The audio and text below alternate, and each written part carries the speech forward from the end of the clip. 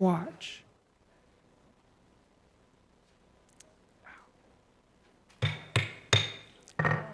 I call this meeting to order. If you would, stand for the pledge, followed by an invocation from Chief Houston.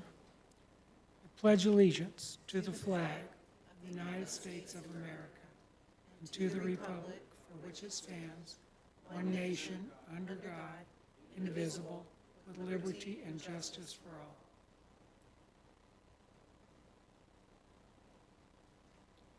Let's pray. Heavenly Father, we just, first of all, thank you for who you are and who we are in you, and we just thank you for all the many blessings that you pour out on us. We ask that you be with us as we go through this next little period here, Father, that you guide us and direct us. And Father, we just ask that you help us to remain centered in your will as we make decisions as we go throughout the night. We love you and we praise you, for it's in Jesus' name we pray. Amen. Amen. Thank you, Chief. Madam Clerk, would a roll call vote, please? Harkness. Here. Lucas. Present. Cooper. Milton. Yep. Denham. Here. Let the record reflect Alderwoman Denham is attending virtually. Schultz. Here. Williams. Present. Your Honor, you have a quorum. Thank you. We're going to start off with the Employee of the Month. Cindy Shook, would you come down? She will be presenting the awards for Employee of the Month for August 2026. Rick and Max, there you are. Cindy? Sure, Mr. Mayor, members of the board. It is my honor to announce Rick Wink and Max Whitworth, the City of Branson's August 2026 Service and Excellence Employees of the Month. I was teasing them. I like to call this the Rick and Max Award because they've won a couple times, because they do a lot of cool things. They built the HR offices, some of the lobby, and this nomination actually came from Hillary, and so that makes it even more meaningful, right? She's waving her hand for more attention. And so I'm going to read this really quick. Over the past year, Rick and Max played an essential role in clearing and preparing the city's off-site archives facility as the lease came to an end. They made countless trips to remove boxes, furniture, trash, and other items while finding new storage locations for usable city inventory. Rick and Max went far beyond what they were asked to do. They invested countless hours cleaning, organizing, and restoring the space, ensuring the facility was left in a condition the city could be proud of. And we're talking about at the Red Roof Mall. Their exceptional work ethic, attention to detail, and willingness to take on such a challenging project exemplify the professionalism and teamwork we value. This massive project could not be successful without their dedication and tremendous effort. Rick and Max are truly deserving of this recognition. Congratulations and keep up the good work. Yes. Ooh, yeah. Yeah. Woo! Rick and Max. Woo, woo! Yeah.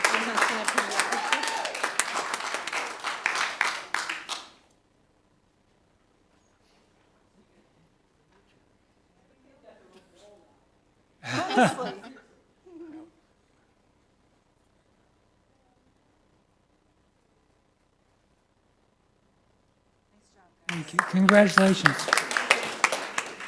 Good job, Rick and Max. So I would like to present a special commendation recognizing our Branson Fire Rescue personnel. Is that you guys in the hallway? This is your moment in time. This is your 15 minutes of fame.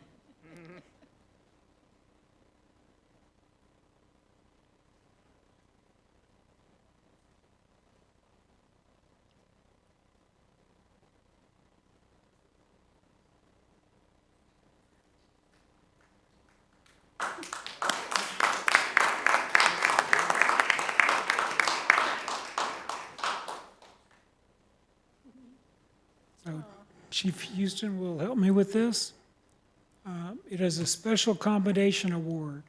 Division Chief of Operations Ben Bonner, Battalion Chief Josh Boehm, Battalion Chief Clark Bogle, Captain Brian Hutchins, Engineer Sam Bamer, Engineer Daniel Schmidt.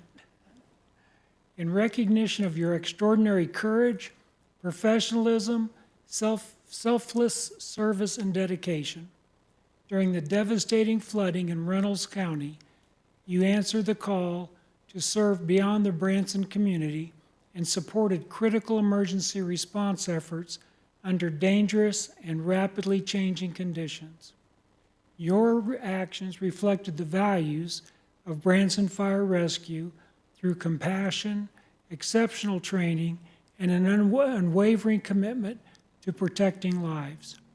Your willingness to stand beside fellow Missourians in their time of greatest need represents the very best of public service. This commendation is presented with heartfelt gratitude and deep respect for your service, your sacrifice, and your honor you brought to the city of Branson. Amen. Thank you. Woo!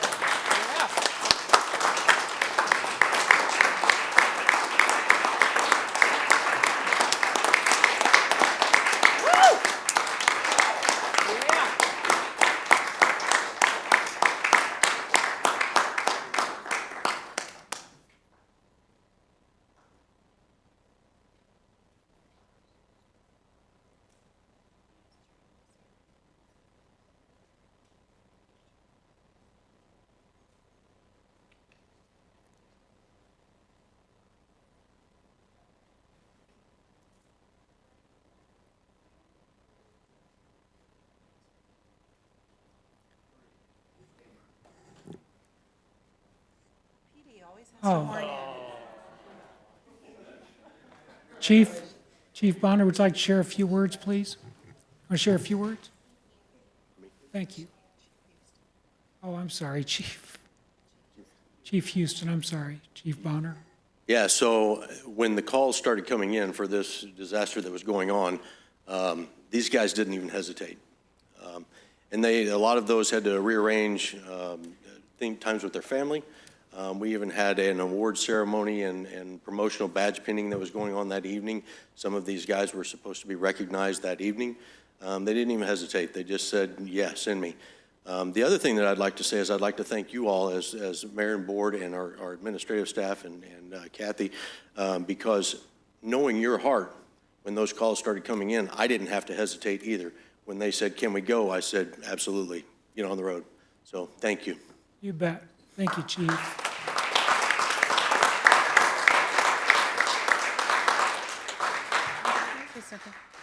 Guys, before you go, I don't know that the public really knows what the event was. I mean, there was some dramatic flooding that was going on, again, outside of our jurisdiction. And I was actually on vacation when this was happening. And when I came back, you know, I'm always like, okay, did anybody die while I was gone? Like, you know, like what horrible things happened while I was on vacation?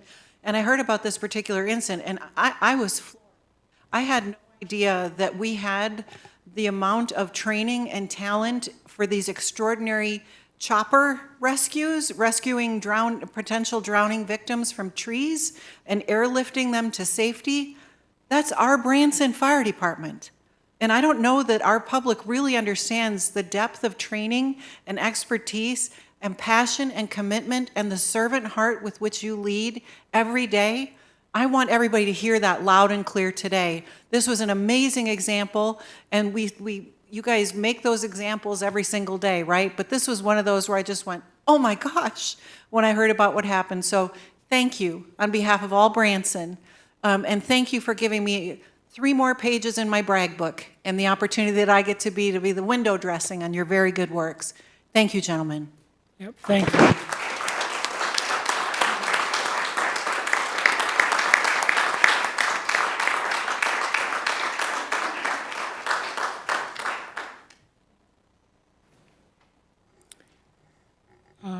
So we're at the public comment section of the meeting. Madam Clerk, do we have any public comment speakers? Yes, sir. We have one speaker this evening. Okay. Well, the public comment section is not for items listed on the regular agenda. At this time, the board will hear the eligible speakers who have personally signed up to speak. Please refrain from directing any questions to board members and limit comments to matters within the board's jurisdiction or authority to take action on. Please note, the clerk will announce when 30 seconds are left, and there will be a sound played when time is up. We ask that comments are wrapped up upon hearing the 30-second notification. If an eligible speaker would like a board member to bring an item down from the consent agenda for additional discussion, please note this request during comments. If comments are about a specific agenda item, the eligible speaker will be asked to hold comments until the item is called later in the meeting. Please come down to the freestanding podium and address the board. Madam Clerk, who's on the list? Our first and final speaker is Cherry Webster, speaking on Alderman Power.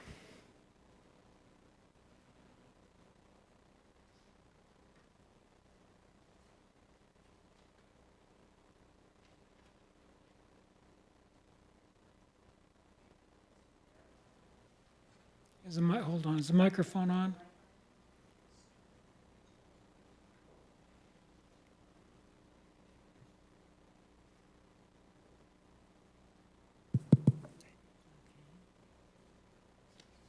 And we'll restart your time clock. Thank you. Good evening. My name is Cherry Webster. I live in Branson, Ward 3. I continue with the topic I began April 14th, when a developer's voting block was established at the swearing in of 2 new aldermen, Harkness and Williams.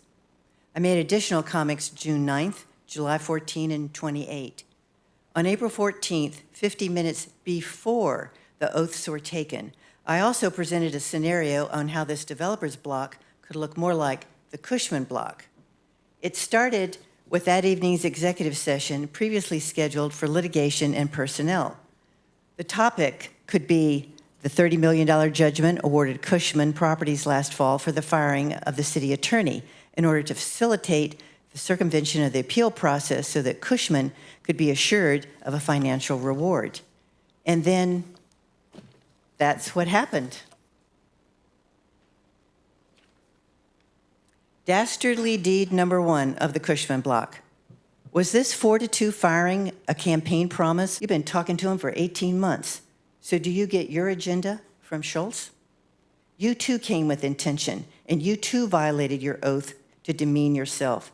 When I suggested a way to rectify your vote, you responded, "I'm comfortable with my decision."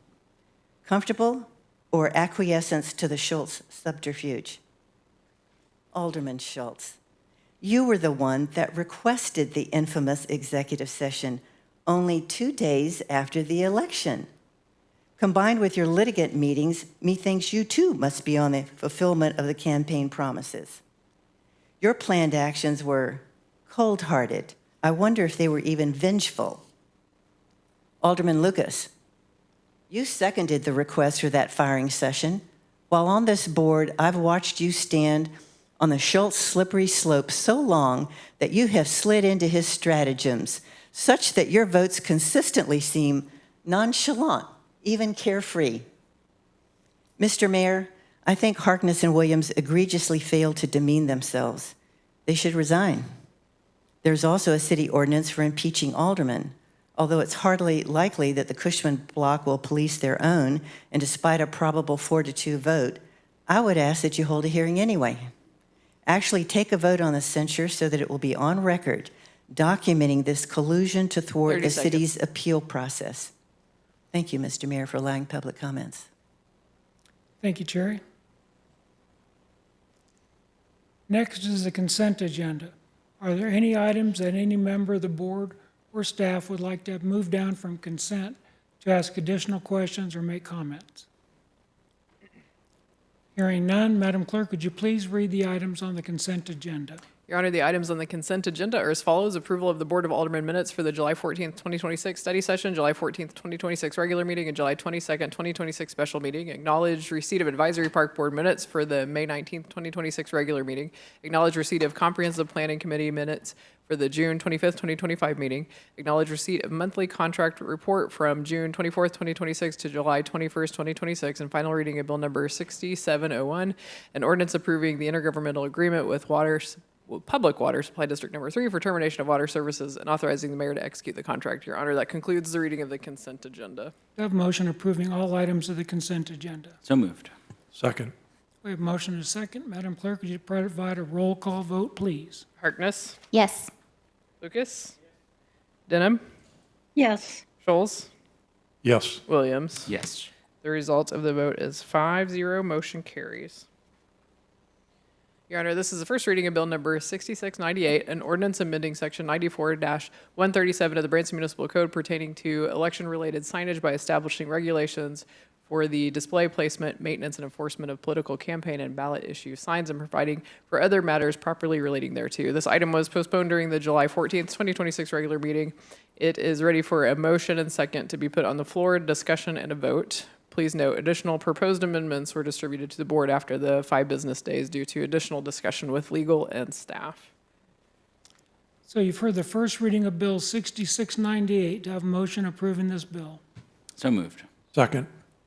We have a motion and a second. We'll get a staff report from Alderman Williams. Thank you, Mr. Mayor. The intent with this bill is to provide additional opportunities for residents and folks that are, pushing a ballot initiative or filing for office within the city of Branson, much like our counterparts over in Hollister, public areas that give the access to post said signs, and then also to extend the recovery of those signs. Currently, it's 2 days, pushing it to 7.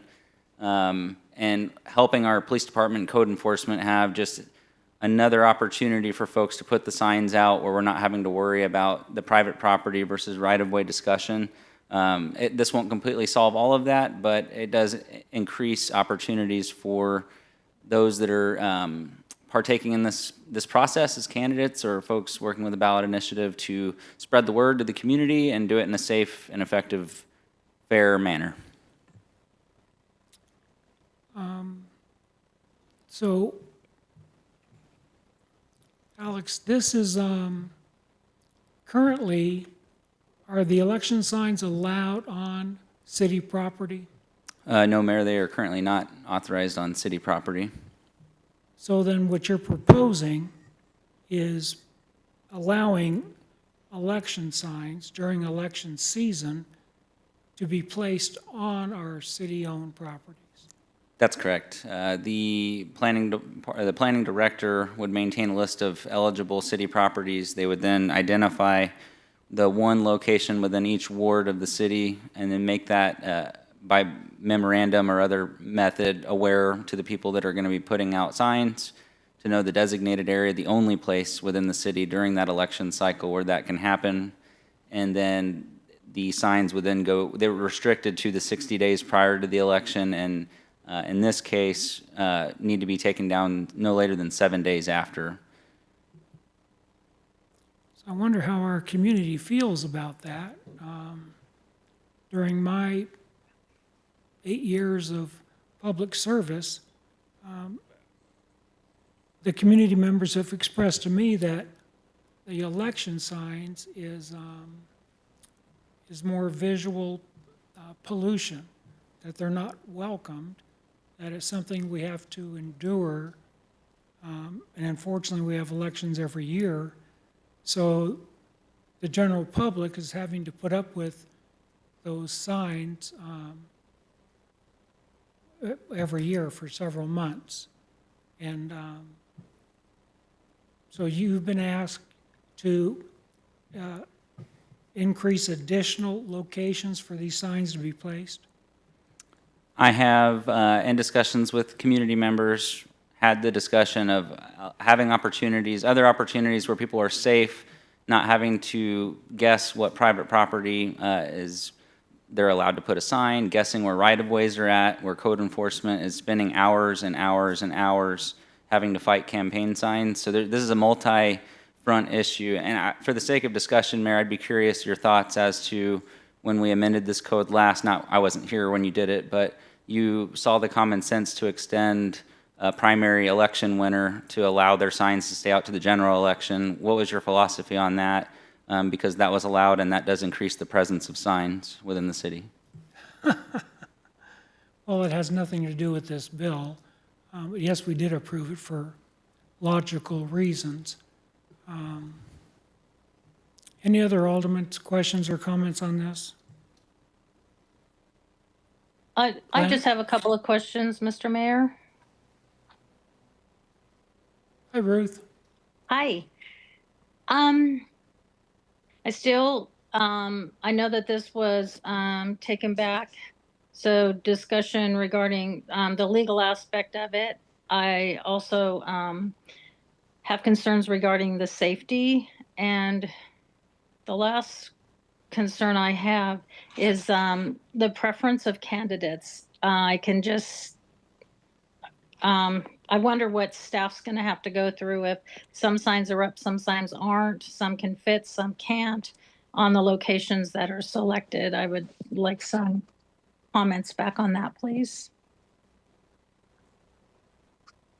And Ruth, who are you asking for the responses from? I know it went back for legal review. Is this something that there's not a legal concern with locating these on our city property? The safety of the signs, but mostly the preference of the candidates. Is that going to fall back and put a bad mark on our city staff? So, legal concerns, if our city attorney could respond to those, and safety. And then if it's going to be the planning department, I don't want to see anything come back on them because they're the ones approving the sites. And it's not like, 500 signs can go on one location. If we have quite a few people running, is that going to cause a concern? Let's try legal first. Thomas? Good evening, Mr. Mayor and Board. The legal department did take a look at this bill. We had some time to go back and flag some issues and provide some input. We always try to keep the details of that input confidential to preserve our privileged relationship with the board and the mayor. However, I can tell you that the staff report Exhibit 3, which represents kind of the output of our work product, is an item that we think is defensible from a legal perspective. Thank you. Thank you. Amanda, are you prepared to answer the other questions Ruth has?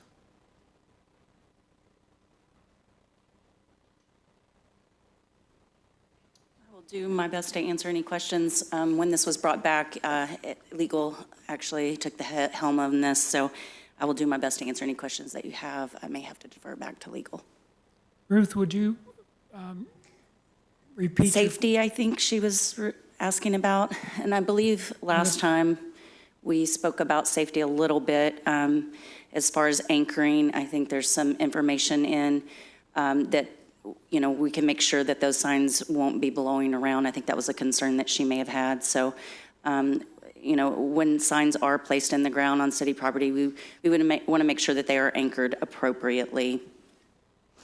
Okay. Do you have any concerns, Amanda, on the candidate preference, if that's something that may be a concern or fall back on the department? At this time, I don't. It'll be nice to go through a season to see how that goes. I do believe that there was talk, I don't know if we landed on that, on one sign per candidate and maybe certain sizes of signs, so that there would be an opportunity for anyone that is running could place their sign regardless of what they're running for. Okay. Thank you. I just want to see fairness straight across the board. Sure. In case we have quite a few candidates or bills that may need to have signs put up, I just want to make sure that it's fair for everyone. Sure, and we'll reevaluate if this passes tonight. It'll be nice to have the first election season where we do designate the area, and we can always bring that back if we have any concerns. Okay, thank you so much. Thank you. Thank you, Amanda. You're welcome. Any other questions, comments? Glenn?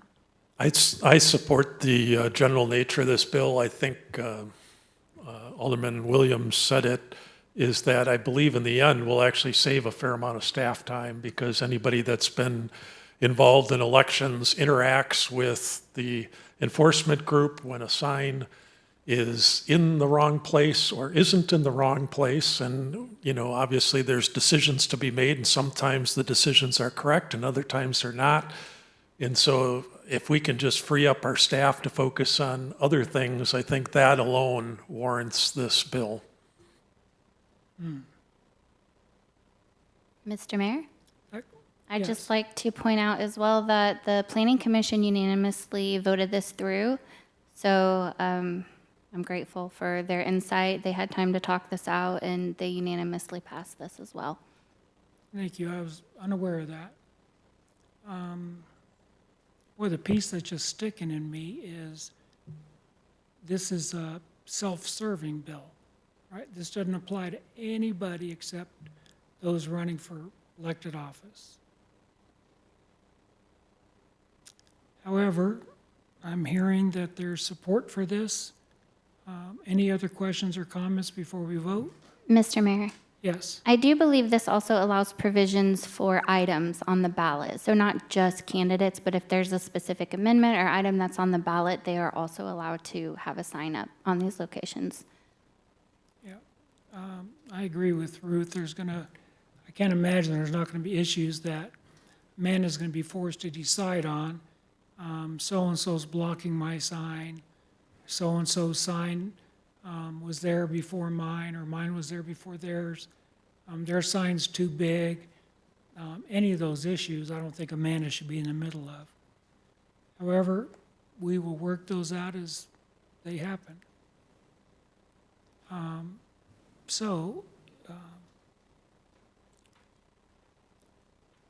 go ahead and do a roll call vote.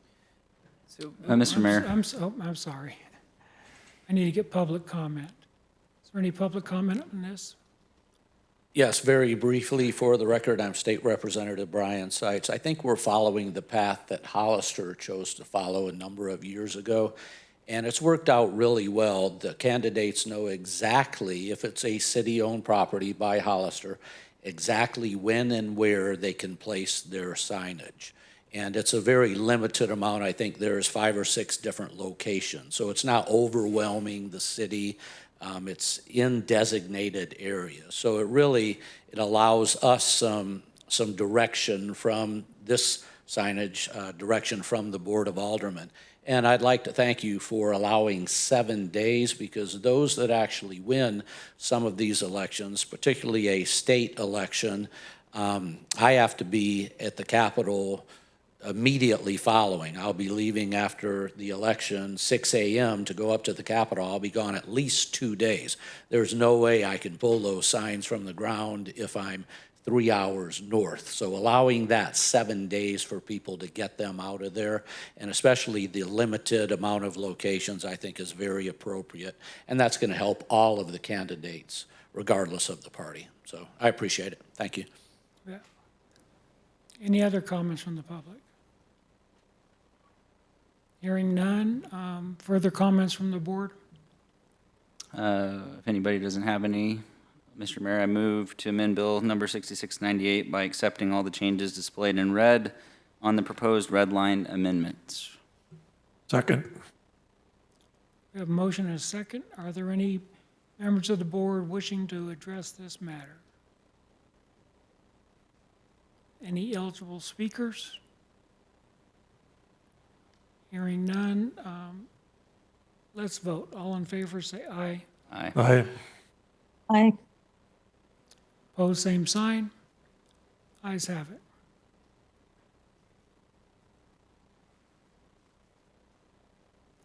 Are there any members of the board wishing to speak regarding the bill as amended? Hearing none, are there any eligible speakers in the audience wishing to speak on this bill as amended? Any aldermen? Please vote on the bill as amended. All in favor, say aye. Aye. Aye. Ruth, was that an aye? Ruth, did you vote? Yes. There you go. Thank you.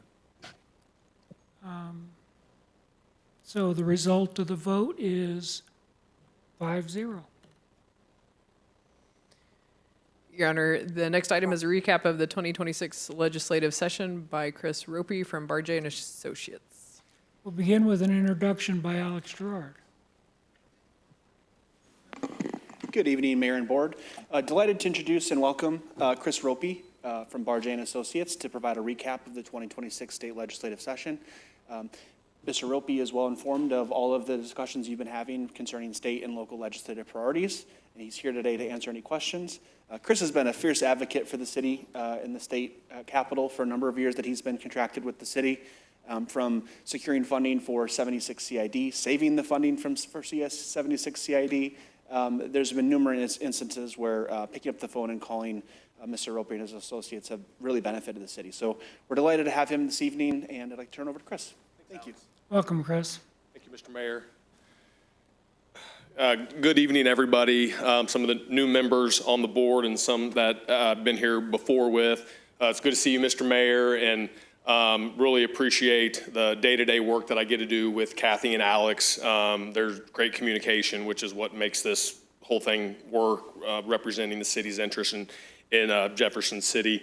The other thing I just want to mention before I get into a few things is obviously, you all know this, very well represented in the Capitol by Representative Seitz and Senator Hudson, who we have great respect and a relationship with. These gentlemen do a great job of representing their districts, which is obviously Branson, and they do a nice job, and I feel like we work very, very well together, and hopefully we get the opportunity to continue doing that on the day-to-day, your eyes and ears on the ground in Jefferson City. I know Alex wanted me to mention, because I know there's some new members of the board, kind of what goes into this and what we do as lobbyists, along with just kind of a recap of the session, what to expect going forward. But Barjay & Associates, we have offices that are fully staffed in Jefferson City, right across from the governor's mansion, a block away from the Capitol. You all are welcome to use it anytime. If you're up for different events related to your job or related to your work with the board and on behalf of the city, we're right there. It's a great location. Don't hesitate to use our offices. We also have offices in Chesterfield over in St. Louis as well that we have fully staffed and work out of there a lot during the interim when the legislature's not in session. Next slide, please.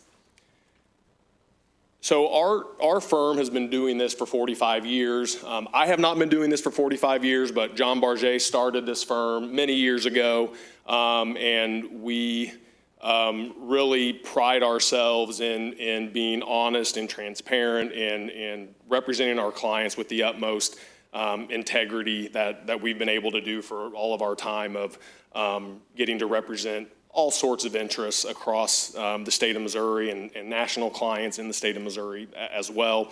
I'll mention a few clients because I think it's important to understand how it works with them and the track record of success that we bring to the table for all of our clients.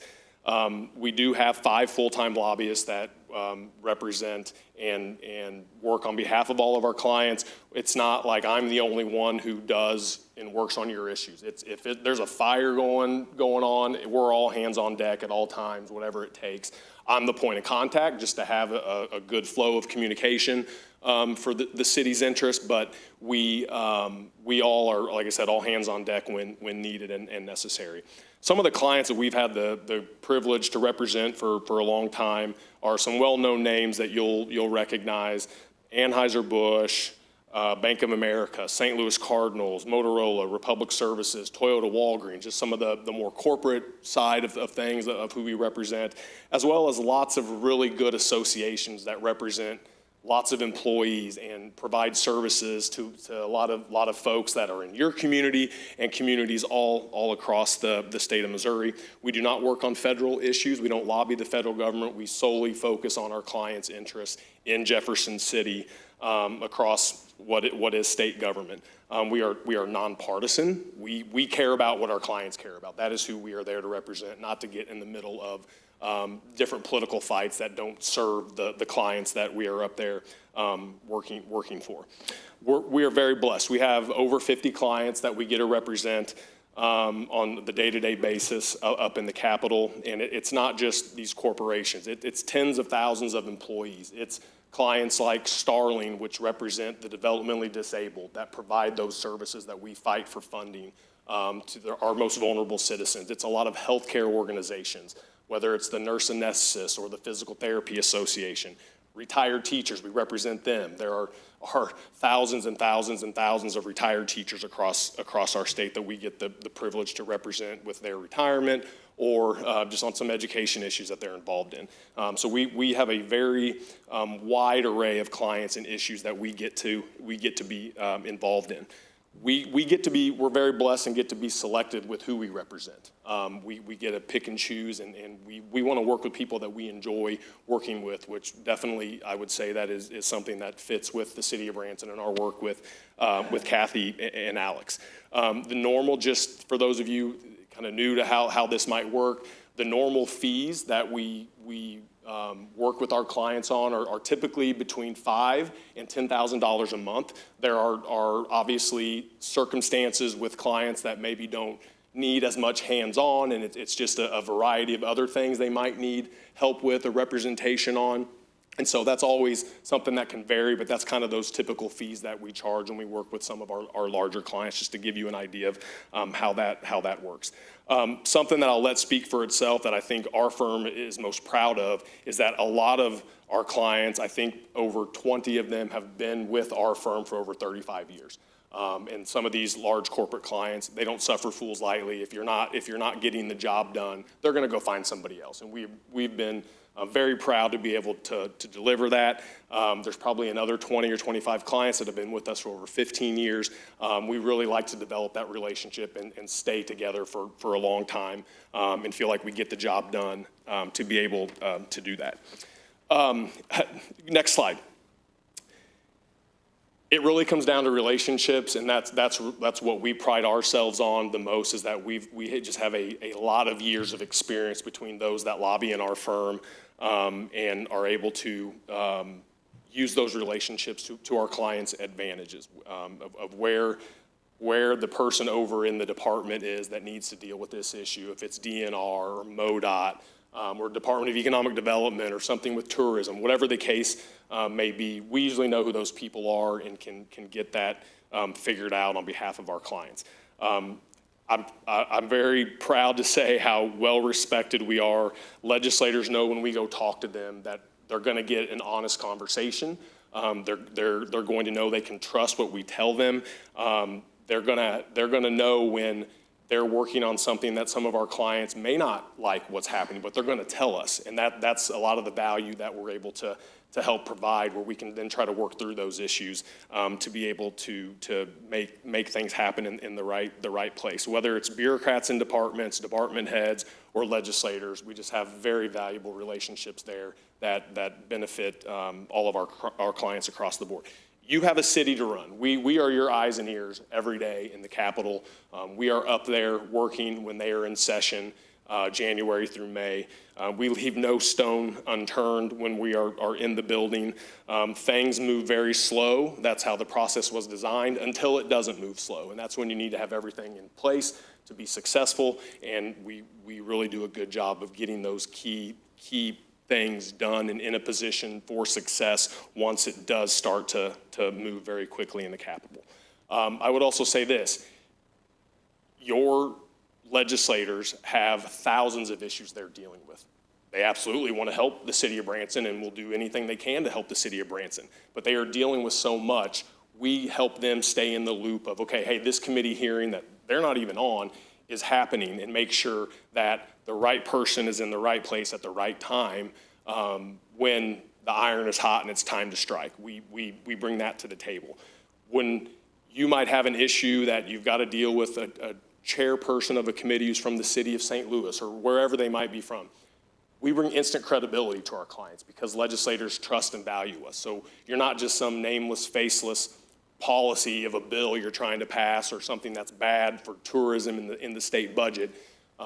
We bring something to that gives credibility to that issue because of our track record and because of those relationships that we have. I say this sort of lightly: you're not going to get stabbed in the back. If somebody's going to do something that they don't, that a client may not appreciate or be supportive of, they're going to tell us about it. We're going to know about it. It's not something that's going to be done in secret if you are, again, that nameless, faceless policy position that is being pursued. just a couple of quotes up there. That's not really my quote, but I've heard it a bunch of times and I'll take credit for it. And that's not to say that your elected officials are against you. You're just never going to agree with everybody 100% of the time. And there may be somebody in outstate Missouri and northeast Missouri who's against something for some reason that is important to southwest Missouri, important to Branson, important to whatever area of the state. Those people are elected, they have a voice, but that's where we can step in and really try to protect those interests for clients that hire us to work on their behalf. And then one of my favorite quotes there at the bottom, Missouri is still this way, even 140 years later. We like to see what other states and other places do first. We're very skeptical. We want people to show us. And I think something that our firm does is a really good job of providing that, and we are able to be successful and work around a lot of that natural skepticism that we have from being such a diverse state. Next slide. The process is designed to be very hard. It really is. To get 34 state senators from very diverse backgrounds, 163 state legislators, a governor, go down the list of anybody who might be involved in the rulemaking part of new laws that are passed. It is very, very difficult to do that. The only person you're going to agree with 100% of the time is yourself, and that is certainly the case with our elected officials that go to Jefferson City. That is where you just need somebody, if you're serious about wanting to get things done and protect your interests. There is great value in having full-time lobbyists representing you throughout that legislative session, as well as everything that happens during the interim to start building towards those future successes that you want to have and those relationships that get maintained through the interim. There's basically two processes that play out. There's the appropriation process, which is a big deal, how that works. We're right now at about a $50 billion annual budget. The next few years are going to be very rough with what those revenues are going to look like. And it's going to be a big fight over folks just not wanting to get things cut that are important to them. There's a lot of items in the budget that I know is important to your area in general, especially around tourism and some other infrastructure needs, that you really want to have somebody who's got a full-time seat at the table outside of your legislators that are elected. There are so many steps in the legislative process on policy pieces of legislation as well that they can take so many twists and turns, and you really, again, just need somebody who full-time is there to make sure that you are not missing out on opportunities, because you only get so many of them during a legislative session, and you just don't want to miss out on having that chance and to be able to be successful. What we do, and I'm going to throw a lot at you real quick, but what we do and provide for clients, it's all about communication. I wrote down a bunch of stuff that I just want to say out loud because I forget it all if I don't.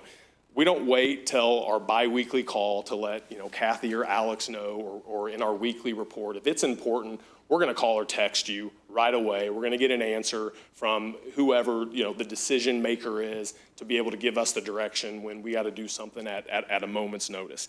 Anything that is that important, you're going to hear from us right away before you're going to read about it in the newspaper or whatever that might look like. It just really is about communication, and we pride ourselves in that very much. So through the summer and fall, we meet with legislators to discuss all of our clients' priorities, whether it's policy items or budget items that are important. We start to meet with legislators to discuss those priorities, talk about the political process. We're very involved in the political process and proud to do so and participate very heavily with a lot of our clients that are very generous in that participation, which all of our clients benefit from us being able to have those conversations to talk about policy needs that are going to be important to clients that we get to represent. We work on help you with identifying priorities, how to message those priorities. We work for you. You're going to tell us what to do and what that's going to look like, but we're going to help come up with a way to be able to make sure we can take that and turn it into a success for you. December 1st, pre-filing starts of legislation.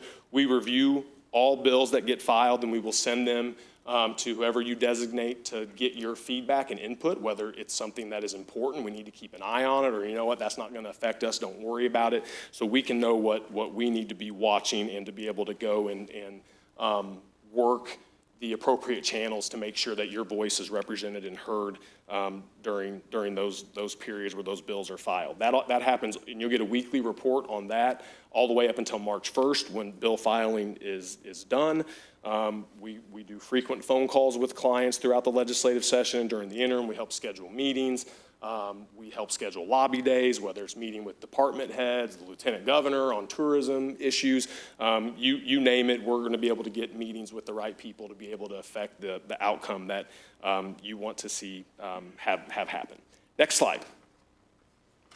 So my last one here, this last session was one of the more productive ones than we've had in recent years. It went, I haven't seen things, that many bills pass, and it still wasn't that many, but a lot of pent-up issues.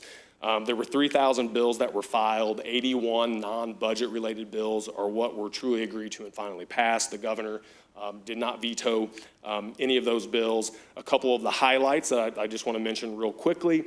Obviously, you all saw at the ballot box last week on the income tax cut and the sales and service tax offset. HJR 173 is what that was. That was a big deal that the legislature passed to put on the ballot. Did not fare very well at the ballot, but that was something that took a lot of time and effort that they did this past session. Some other local type issues. Hemp regulations were passed as there was a little loophole in the federal farm bill from how marijuana is regulated in our state and this hemp loophole to put regulations around those to get those in dispensaries. Really a safety issue that they successfully passed this year. Reinstated historic tax credits. Those were put on pause because of a Supreme Court ruling that got reinstated with some legislation they passed. A piece of legislation called the Revitalizing Missouri Downtowns and Main Street Act passed. It was going to inject a little life in some of these smaller downtowns across the state. There was some sovereign immunity legislation passed for municipalities when somebody is injured, if it is a MoDOT project, that a lot of municipalities wanted to make sure they had protections in place in what was deemed to have insurance to deal with those issues that it was a little fuzzy on, that got passed to make sure that municipalities were protected. And then the last one I'll mention on something that was passed that should be of interest to you is the filing date for local governments was altered so you won't have to worry about going in over New Year's and Christmas and having those offices stay open for candidates who have to run that April to go in and file. So it doesn't affect a lot of people, but I know will affect everybody who has to run for those local offices, just to mention that. A few issues that failed that were of importance. The biggest one is probably the broader real property tax reforms that the legislature was a big priority for everybody, and the House and Senate just could not quite get on the same page to get done what that looked like and get anything across the finish line. A big part of that proposal also was to move some of the April elections and some of the taxing bonding type issues that appear in April and your types of races for aldermen and other local governments, to move all those from April to November. That will be a big part of the discussion again next year, just to make you aware of that, but that failed this past session. On who pays for utilities to be relocated is always a fight every year, whether the utilities are going to pay for it, you as the city is going to have to pay for it. That legislation was defeated. A lot of the cities stood up together. A great coalition was formed to be able to prevent that legislation from passing, which will be back again next year as well. And then the last one I'll mention is an effort to eliminate the sales tax on your local sales tax on groceries and food. There's no state tax on that now, but there was an effort by some legislators to push that very hard. I don't know for sure how much your revenue for the services you provide come from that, but that was on the chopping block as well, which I imagine would have to lead to cuts to services if you lost that revenue stream. There's a lot of items that were in the budget this last year that did pass. I'm not going to go through all of them. Some highway funding that you're all very familiar with, some reappropriation, as well as a lot of tourism dollars for different grants and different programs that exist that I know are a big benefit to your community. I'm happy to answer any questions about any of those specifically.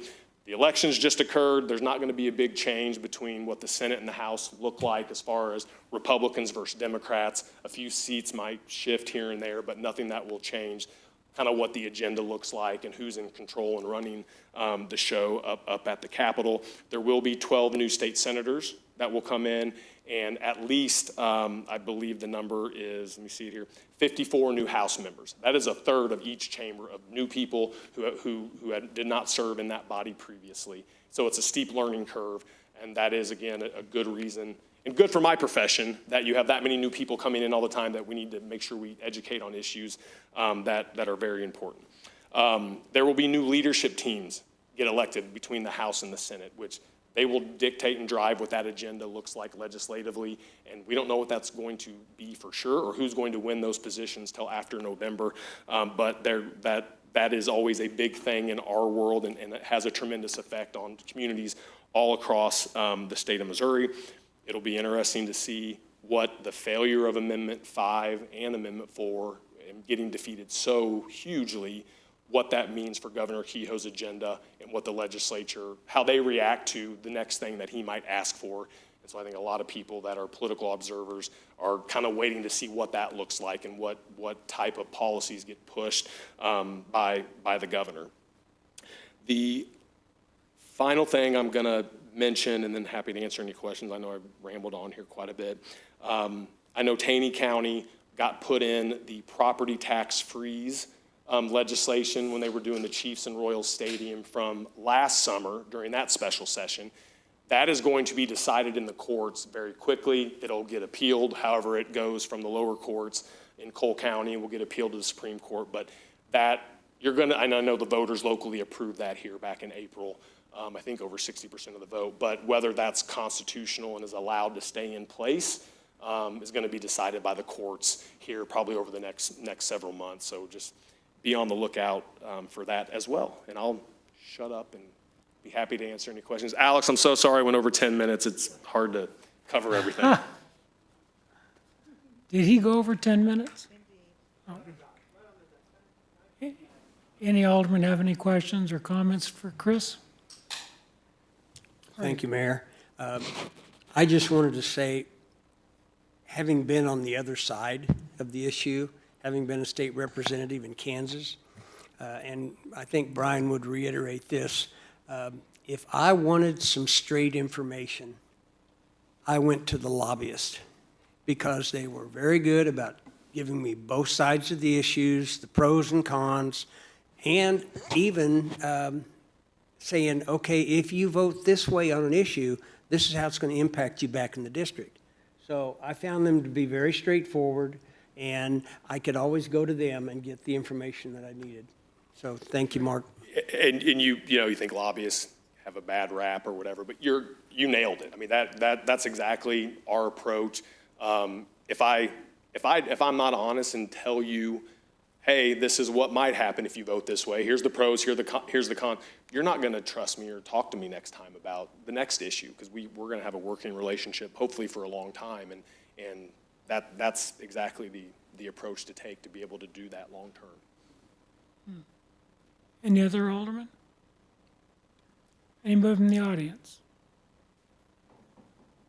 Again, for the record, State Representative Brian Seitz, I think the city is very fortunate to have Barget and Associates as their lobby group at the state capitol, because as Chris said, they're extremely well respected. They have a varied client base, so they're not tunnel visioned on one single issue or one single representation. And as much as I love to be everywhere, I can't be everywhere. And this group can meet with certain senators that I may not have access to, especially in dealing with things with tourism. As most of you know, there was an attempt made to cut the tourism budget in half, to go from $20 million spent to $10 million. And I was very forceful on the House floor and behind the scenes to see that money renewed, so we're not going to be losing it during a time of budgetary shortfalls and so forth. We're not going to eliminate any of the tourism funding, and I think Barget and Associates backed me up with maybe some representatives that I couldn't reach, maybe some senators that I couldn't reach. They all heard me on the House floor. I have a very distinctive way of speaking that they will listen, especially on these type of issues, as well as the Tourism Supplemental Revenue Fund that Senator Hudson and I was able to get across the line, so that when the tourism dollars are collected, they go into a specific fund to be utilized for tourism only instead of going to the general fund. And I think Barget and Associates backed my play on that as well. So we have a very good working relationship. I know I do with everyone here. And my access, you guys can access me 24/7, but I can't be everywhere and I can't be all things to all people. So to have a lobby group that's well respected is extremely important in the Capitol, and you have that with Chris and Barget and Associates. So thought I'd like to say that. Thank you. Thanks, Representative. Anybody else in the audience? Any other aldermen? Chris, I appreciate you. I did see the respect that you have at the Capitol. And I'll tell you, as the mayor, I feel very fortunate to have you as our voice up there. Thank you very much.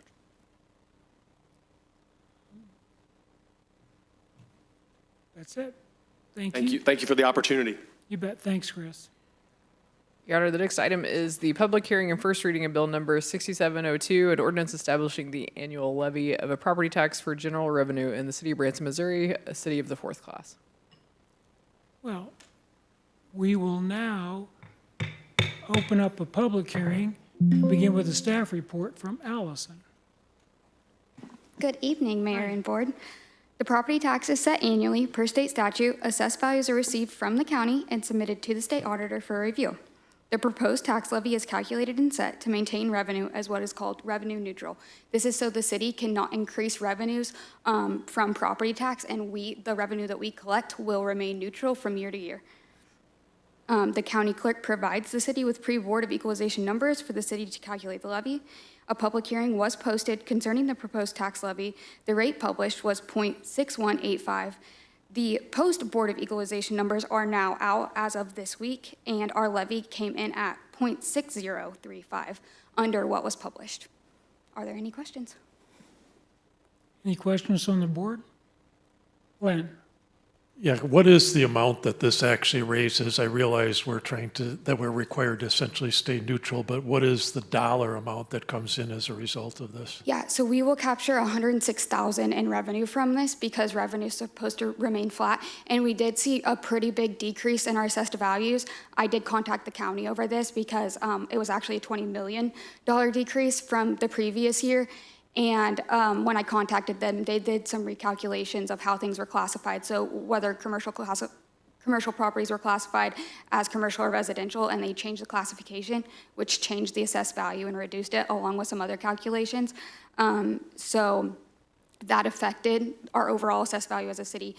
So we will capture as a city $106,000 more in revenue. We're expected to capture that much more in 2027 than we did in 26. Does the freezing, when we have the seniors' ability to freeze their property tax, does that also affect this calculation? Not necessarily, because I think that their assessed value still goes in as assessed value for the city, and it's calculated in the overall number, but we do not take that into account. We don't zero out that assessed value when we're calculating as a city, and we don't get that number from anywhere saying, hey, here's our value to the city, but we're going to reduce that to zero to give you your assessed value. So.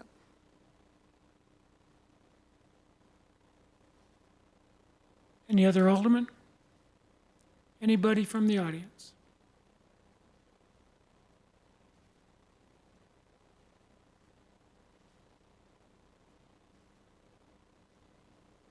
Daniel Meenan, Branson.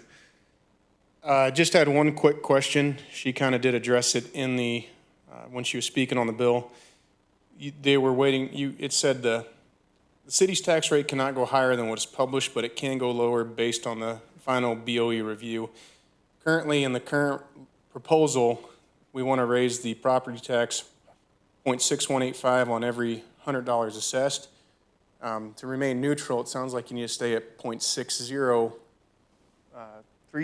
So would the language be changed before this is passed to reflect that recommendation of the change, or would it be 1 cent, roughly 1 1/2 cent higher than what is currently recommended on the study? So based on state statute, we cannot exceed the the 0.6035.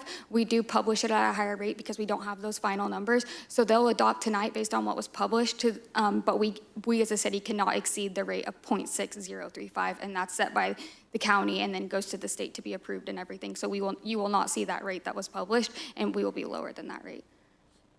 Correct. I'm already looking at the fact, Branson, as a resident, we eat tourism tax, we eat all the other taxes. So the property tax is one tax that the residents truly do carry on their own. I just wanted to make sure that I'm speaking as a resident, that we can still have some sort of say in the final rate. So my suggestion is to, based on the review of the study, set the rate of the property tax based on it. Yeah. Before it passes. Thank you. Anybody else in the audience? Any other aldermen?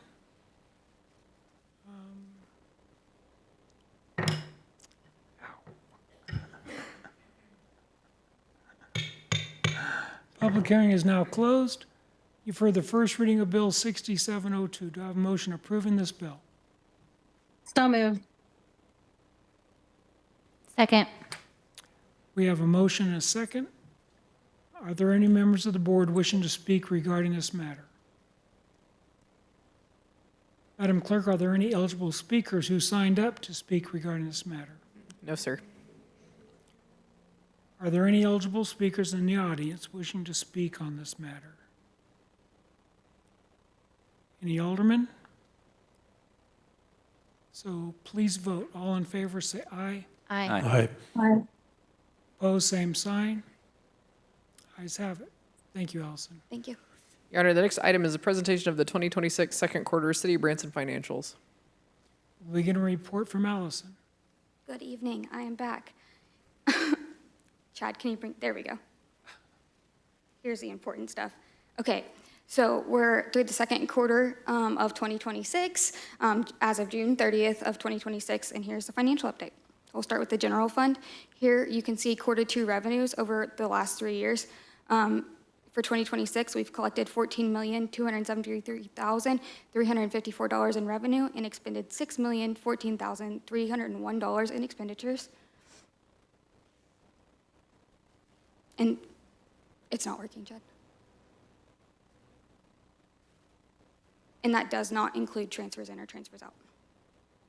And then here you can see the general fund revenues by source. So you can see that we are up in taxes and franchise fees. Licensing and permits is also up. And then interest income is down a little bit over prior years. Here we have general fund revenue compared to the budget and the expenditures compared to the budget. For quarter two, as of quarter two, we have collected 54% of budgeted revenues and expended 40% of budgeted expenditures, not including transfers in and out.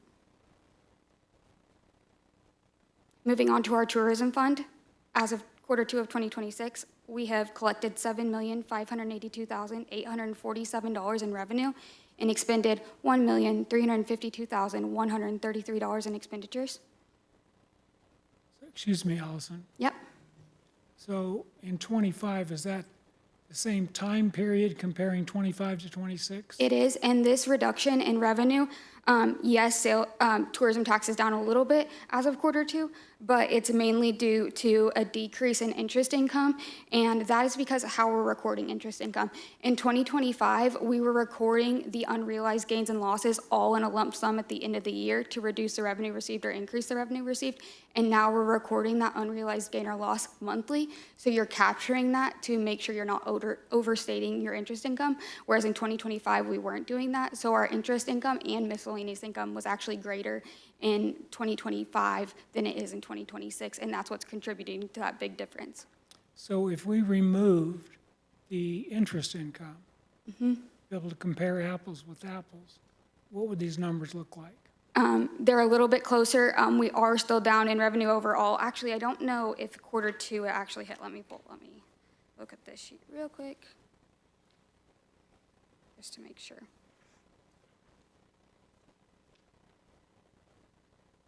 So we're down a little bit, like less than 100,000 in taxes and franchise fees overall for tourism fund, but we are still down. So if you remove the interest income, you wouldn't see that variance. You would only see about $60,000 from 2025 to 2026. But we do capture total revenue in our reporting, just to make sure that we're recording interest income and miscellaneous income received, due to miscellaneous income being a big factor on some of our projects and everything that come from the tourism fund. So I know these charts are available on our website. Could we clarify what you just said and maybe show the chart of the total fund and then the chart removing the interest income to show the actual comparison? I will do that. Thank you. And then here we have our tourism revenue and expenditures as of Q2. So you can see that we have collected 39% of budgeted revenues and expended 23% of budgeted expenditures. Moving on to the transportation fund, we have collected $4,259,674 in revenue and expended $1,971,622 in expenditures. You can see that. Do these have the interest? These do have all revenue sources in there, including miscellaneous income and interest income. And you can see that we do have an increase in revenue over prior year. Do we have a chart that shows that? I can create a chart that shows that so That'd you be can great. see revenue by source. Yes. Thank you.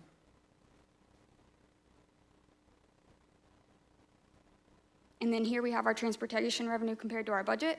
So you can see that we have collected 46% of budgeted revenues and we have expended 37% of budgeted expenditures as of Q2, 2026. And then this time we broke out police and fire. We usually lump those together for public safety funds, but we did go ahead and break those out because they operate separately to get a better depiction of what each department is spending. So year to date, we have collected $2,424,751 in revenue and expended $4,287,423 in expenditures. This looks like a drastic change, right? You're like, why are their expenditures so high compared to their revenue? But the general fund does supplement public safety, and since we did not include transfers in and out, that's why you're not seeing that revenue as an increase, because we're not including that transfer. We're not overstating that revenue because that revenue is captured within the general fund. Sorry, I'll slow down on that part. But then if you ever go to our detailed financial statements, you will see those transfers in and out, which cover the deficit. And then here we have our year-to-date revenue. We've collected 52% of budgeted revenue and expended 41% of budgeted expenditures as of June 30th. Moving on to fire, we have collected $1,711,358 in revenue and expended $3,122,381 in expenditures. We have collected 45% of budgeted revenues and expended 30% of budgeted expenditures. Moving on to water and sewer, year-to-date, we have collected $6,784,083 in revenue and expended $5,214,664 in expenditures. You can see that this is a decrease since 2025. And again, is that comparing apples with apples? That's all revenue sources. So yes, it is apples to apples. It's all revenue sources. And we actually have seen a decrease in water revenue over this time last year. So water bills have been less than they were last year at this same time. Do we know any specific category where they're down? We know that water's down a little bit, so water usage and what we're billing for water is down, but we don't know the exact usage or anything. We haven't tracked that from month to month to say how much usage is down and everything. Even though rates increased, we are down in water usage and what we are billing, and that's why you see that decrease. And this is as of June 30th, so our new meters weren't necessarily in effect, and especially for the first bill, so we'll start to see that data, but it hasn't applied as of June 30th. Thank you. And then here, we have collected 58% of budgeted revenues, and we've expended 26% of budgeted expenditures.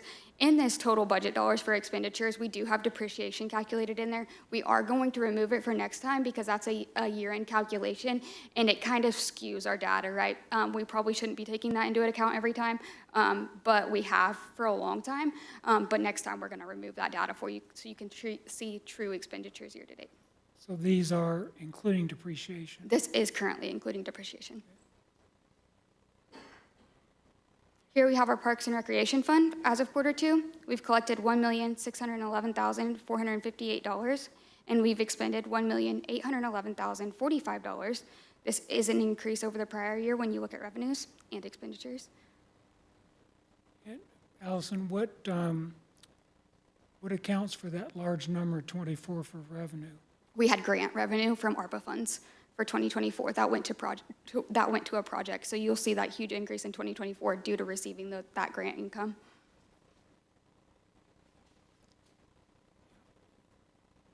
We've collected 48% of budgeted revenues and expended 41% of budgeted expenditures.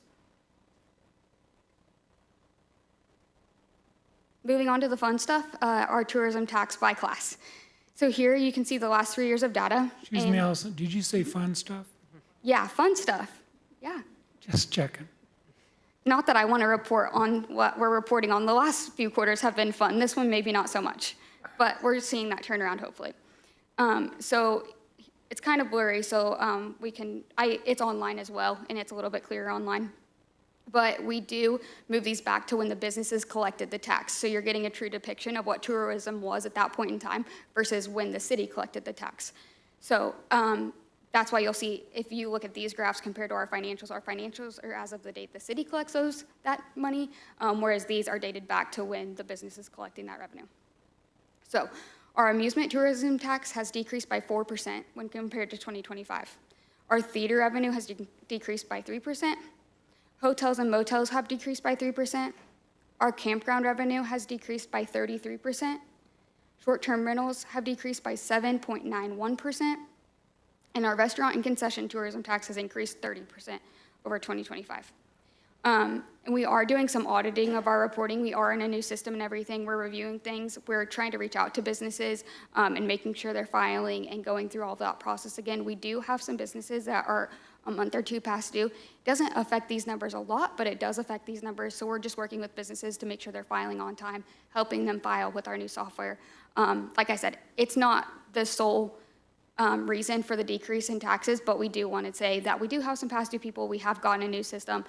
There are some process changes within the last few months that might affect these numbers a little bit, just with getting people on board with filing in that new system. Allison, would you address the large revenue increase for restaurants in January? Yeah, so I don't know why we increased drastically in January, but tourism is actually kind of up in January. I know you can see a few of those down, but our campground revenue was actually up in January as well. And revenue was up, just restaurants and concessions. And we can pull more of that data to say kind of in what districts the revenue was up for those restaurants. But there's not a direct explanation for why revenue was up so much in January, or for restaurants and concession was up so much in January. Mm-hmm. Kathy? Allison, I think it's helpful too for when people are seeing, well, amusement down 4, theater down 3. But what is the big 800-pound gorilla contributor to our tourism tax? The biggest contributor, the segment, would it be restaurants and concessions contribute the most amount of tourism tax in the whole pot, or which category would that be? So restaurants and concession is the highest, and I don't have the exact graph in front of me right now, but I think they contribute it's not the most because it's the lowest rate. So although it looks like a lot here, it's not our biggest contributor because they're taxed at the lowest rate that we have, whereas everything else is taxed at a 4% rate. And I'm not for sure, like campground obviously isn't our biggest one. Hotels and motels are usually our highest one. But without having that sheet in front of me, I can't tell you for sure this year why it's down. If we go to the next slide, and we can come back to this slide, go one more, Chad. Thank you. We can see traffic counts as well. Go one more. Here we go. This is just 76, but we can also see that traffic counts are up a little bit, but not up that much. And you can see, like, if we compare it to 2024, they're kind of stagnant in where revenue's leaning, and our traffic counts are down right now too.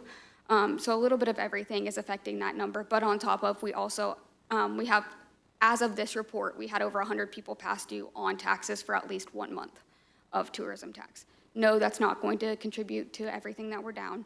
But when you look at a fund balance for collections, our collections aren't down as much as those per category collections look like they're down. So when you look at that breakdown by type, it looks really bad. But when you look at our overall collections, it doesn't look so bad. And that's also because we backdate that to when the business is receiving it. And our financials aren't backdated like that. So our revenue isn't actually down that much. So the, annually, our hotels, motels is the largest dollar amount, followed by theaters and attractions. Yeah, and like I said, I don't have that exact chart in front of me, Yeah. but it's something like that. And we do publish those reports monthly, so you can see those categories. And then we have the prior year in there as well, so you can see the change over the prior year for each of those categories. I'm just trying to show off on the knowledge I have. Yeah. The revenue for '26 in January, do you rethink that any of that was past due collections? Yeah, we do have some quarterly filers and everything and some late filers, and so that can definitely contribute to that. As of January, I mean, we report this based on when we think the business collected it, and that's because we backdate our collections by 1 month and assume that. We do have the data now within CitizenServe to be able to say, hey, it was actually for this month, and we can backdate all that, but we haven't filtered through all that data to make sure it's completely accurate and it brought over everything in every category, because some of our data that was brought over doesn't have those exact dates on it. But yes, going forward from everything that's been collected in CitizenServe, we'll be able to tell exactly what quarter the business should have filed for and be able to pull that information down. So then even if we have late filers, we can start putting those in a different section so you can see what truly should have been collected within that month.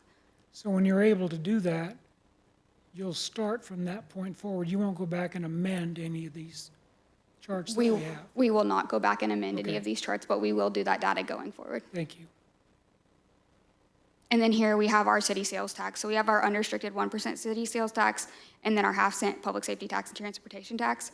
Our half-cent taxes are flat when compared to prior years, and then our unrestricted sales tax is down 2.34% as of this time last year.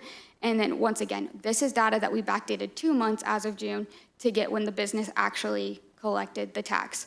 So that's why you'll see it's down, but then when you look at our sales tax reports and everything, it might not look down like this looks down because we're backdating that to when the business actually collected the tax from the consumer.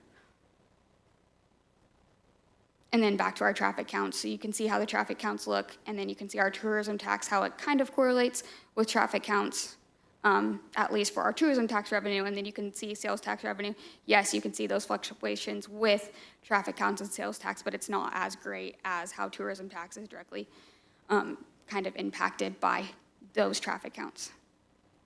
And then here we have our traffic counts for 76 broke down with our 76 sales tax revenue that we receive from as a city. So you can see the lines represent each year of revenue, the yellow, pink, and gray, and then the blue line, or the blue chart represents the traffic counts and how those correlate. And then I thought there was one more slide. Maybe not. There, we have 76 vehicle counts and sales tax counts, and then we have 76. We use that because it's steady data, because if we take all the traffic counts, it would overstate things. So we, in our data set right now, we have 76. We are looking at adding downtown data set to this. Michael gives us that data. We just haven't created it in our charts and graphs and everything. So then we'll eventually take downtown traffic counts and then compare them to downtown revenue that we receive as a city. Because this is revenue, this is the sales tax that the city receives, not anything to do with the CID. We just go strictly off of what we're receiving in sales tax. Are there any questions about the Q2 financial report? Any alderman? Glenn? Yeah, first of all, Allison, I want to say thank you for the great job on this. I know this was a first time for this extensive of a report to replace the financial committee, and as one of the authors of that replacement, I just want to say thank you for a job well done on this report. I do have a few questions for you.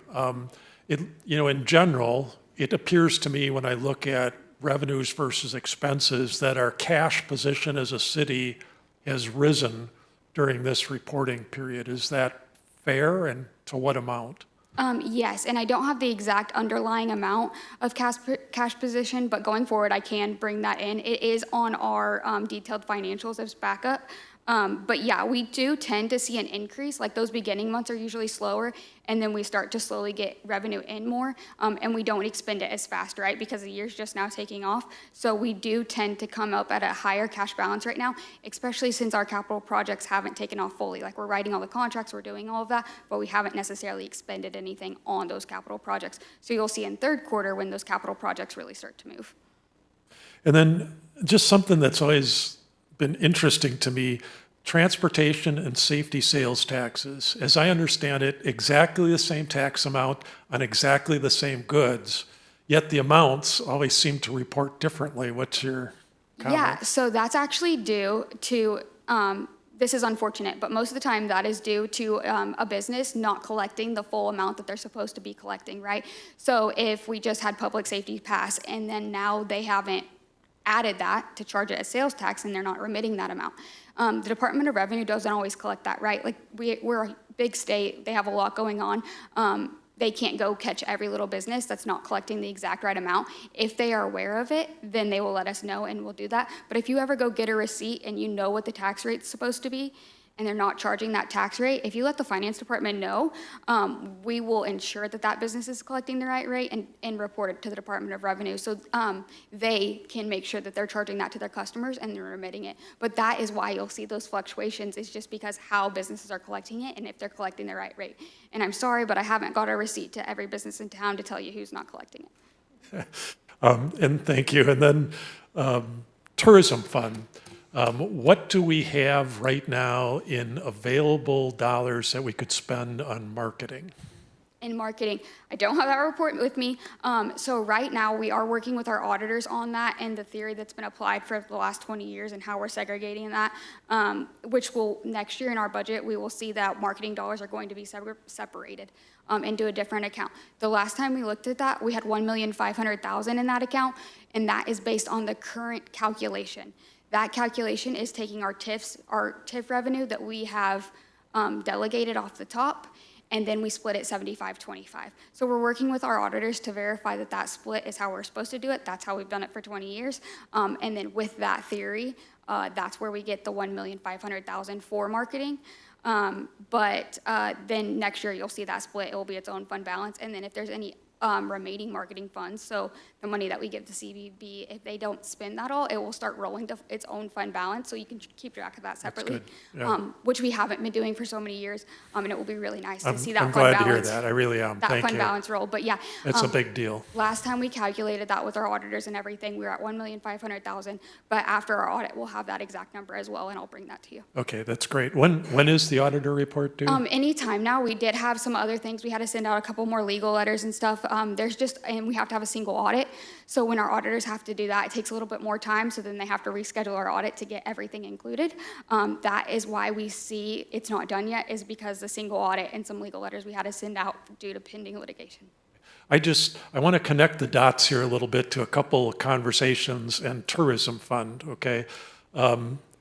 It's very clear when you look at the trends of the tourism tax receipts that it's not going to be a banner year. You can put that wherever you want it, whether we end up flat, whether we end up down, it's not going to be a banner year. Marketing people, and I'm not trying to indict anybody in particular, but marketing people will always stand up and take all the credit when tourism tax revenue's up, because that was their marketing plan that did that. And when tourism tax revenue's down, well, that's the economy, right? And so there's always this disconnect between those two positions. I'm a believer that if we have money available in marketing, when we see that tourism tax is down, that we should redirect marketing to say, we want a plan that says, what things can we affect in the short term that would drive more people into our market? you know, and I know gas prices are part of the factors and the Iran war are part of the factors. All those things play. But you can also then say, well, if those are the factors, what are some corrective measures that we might take? But I personally believe in a time like this, when we see tourism trending down or flat or whatever it's going to end up to be, we should just about empty our coffers of marketing dollars to do everything to correct it. I mean, that's what the money's there for. It's not there for a rainy day. And I appreciate that you're looking at, you know, the funds and all that. That's not what I'm talking about. I'm just saying I think we should make an all-out effort to sit down with our marketing organizations and say, give us a plan for next month, for the month after, and tell us what you need for us to spend on it that could seriously move the needle before the year is over. I mean, we've got Ozark Mountain Christmas coming up. That's a great opportunity. We've got the end of the tourism season here, of the main tourism season just now. Maybe we can't affect that, but we should have a plan, and we should drain our marketing budget if that plan makes any sense. That's my opinion. I think that's a great conversation to have, especially right before budget time, and we can maybe even add a line item. Obviously, we have to have reserves in there, which we try to budget 20% of expenditures for a reserve account just for a rainy day. But I think that's a great conversation to have in 2027's budget, and maybe even allocate a line for marketing shortfall where they can't use those funds unless we see these trends happening. I guess I'm making my point for this year. For now, for the speed of business is our businesses are down, they're hurting. We collect tax money from them to market Branson and make their businesses successful. To tell them that we put the money in the bank and held it for a rainy day is not a good answer. If we can come up with a credible marketing program that has the potential of changing the course, we should be executing now, not next year's budget.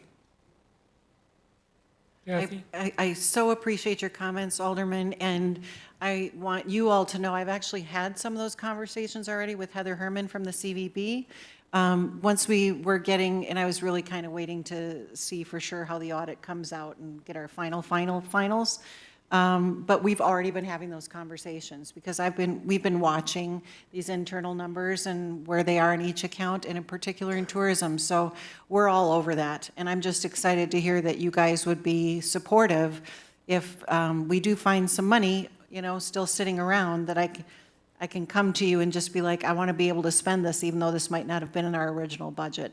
Yeah, I'd welcome that conversation. I don't want to speak for all the aldermen, and I think more importantly, our businesses would receive that conversation to know, you know, we're pulling out all the stops to try to make the year a little better than it appears it's going to be. Any other aldermen? Anybody from the public have any comments, questions? Hearing none, then we'll just appreciate the report. Thanks, guys. Thank you, Allison. Thank you. This is first reading of bill number 6703, an ordinance approving a lease purchase agreement with Simmons Bank for the purchase of a public safety armored vehicle for the police department and authorizing the mayor to execute the documents related thereto. You've heard the first reading of bill 6703. Do I have a motion approving this bill? So move. We have a motion and a second. We'll get a staff report from Allison with her backup. I know you're tired of me, so I had to bring in the backup, but I think he has more important things to ask in a second. So this is a lease agreement for an armored vehicle that was approved within the 2026 budget.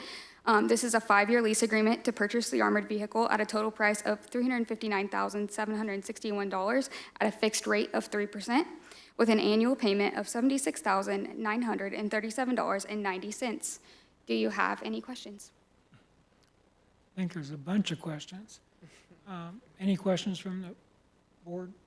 Glenn? Just one. What's the estimated life cycle of this vehicle once we get past the lease? We expect it to last at least 20 years. Other questions from the board? Any questions from the audience? Chief, would you describe this vehicle and maybe over the past recent history, how many times you would have used it and what benefit it would have provided? Yes, it is basically, it's an armor vehicle that will stop long gun rounds. For those of you that understand ballistics, our vests will not stop them. And we have had several tragedies. The most recent was the 2 Christian County deputies. That second deputy, we would have had a much better chance at saving his life had we had our armored vehicle at that time. They had to wait for the one from Greene County to get down there, and that took over an hour. So it provides us with a way to get in and do rescues and or address the shootings and the increasing ambushes that we're seeing. It gives us another tool when we are doing our SWAT warrants and so forth. But a lot of things that people don't see is it also gives us an opportunity to deploy less lethal solutions safely. There was a very famous video out of Toronto a few years ago where they had a gentleman with a knife that they were not able to safely approach. He was right out in the middle of the field, and if you come up even with a shield, a blade can get around that pretty easy. And they pulled up in the armored vehicle, opened the little slatch, deployed a taser, and he was down, and they were able to safely handcuff him. So everything that we do is with safety in mind, not just for our officers, but also the people that we are dealing with. And when we have the advantage of ability to safely approach and put our officers in locations that we normally wouldn't be able to, that is a game changer. And unfortunately, with all the ambushes that have been happening, the increase in long gun assaults, not only in us, but firefighters and EMS trying to do their jobs, it is just not acceptable to have to wait a couple hours for up north to come down to rescue somebody. When you're bleeding out, you need to be rescued now. Yep. And that's pretty much the long and short of it, and we would use it on every situation where we expect the potential for lethal or gunfire or anything along those lines. Thank you, Chief. Hearing no further questions, to ask the audience if they had any input. I did. So with that, let's vote. All in favor, say aye. Aye. Aye. All opposed, same sign. Ayes have it. So the reason I came up was to ask for a double read on this, and the reason is we have the potential to take delivery of this before a certain rally next month in which we could have some issues, so we would like to have it ready for that.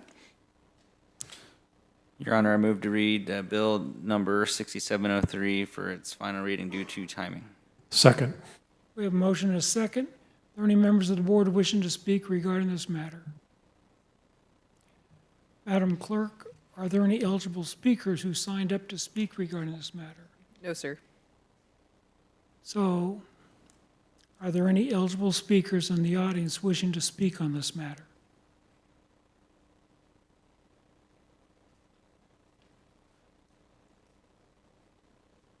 Beth Schultz Branson, it's about time.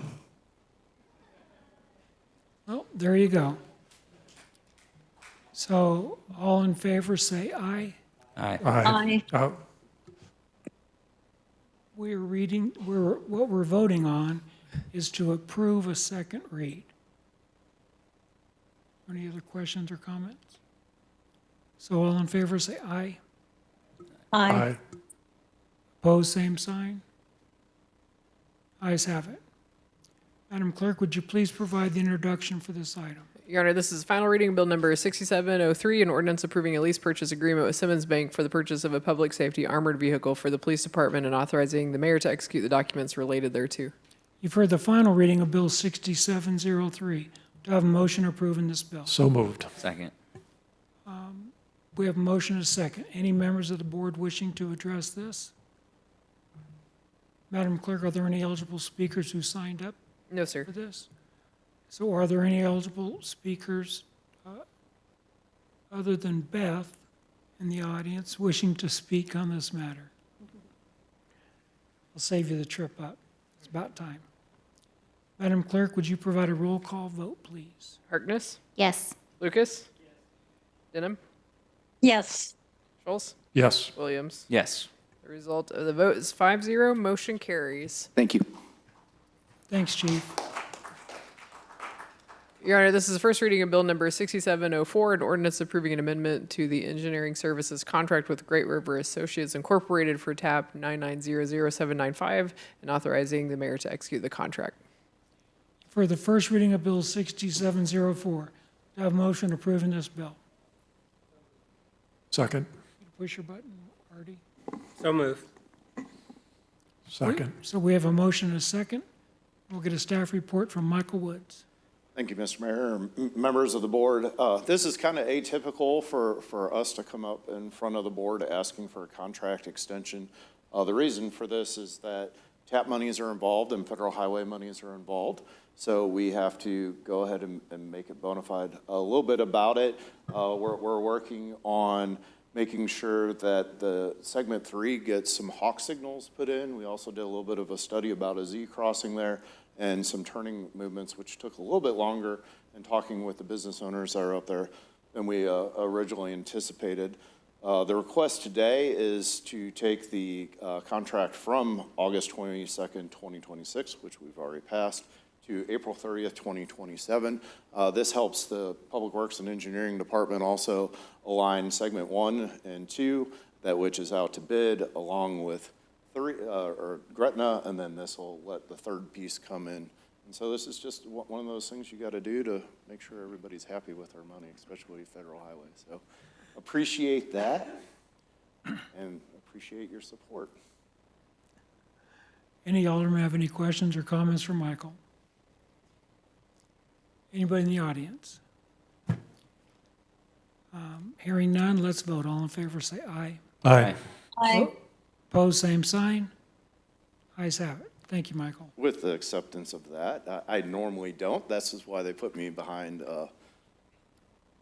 Chief Schmidt, is to ask for a double read, and I rarely do it, but I want to make sure that our money and we can continue to do our work. So if you would entertain that idea, I greatly appreciate it. Any alderman? Your Honor, I move to read Bill Number 6704 for its final reading due to timing. Second. We have a motion and a second. Any members of the board wishing to address this? Anybody in the audience? We are voting to approve a second read. So all in favor, say aye. Aye. Aye. Aye. Opposed, same sign. Ayes have it. Madam Clerk, would you please provide introduction for this item? Your Honor, this is the final reading of Bill Number 6704, an ordinance approving an amendment to the engineering services contract with Great River Associates Incorporated for TAP 9900795 and authorizing the mayor to execute the contract. For the final reading of Bill 6704, do I have a motion approving this bill? So move. Second. Are there any members of the board wishing to speak regarding this? Any members of the audience?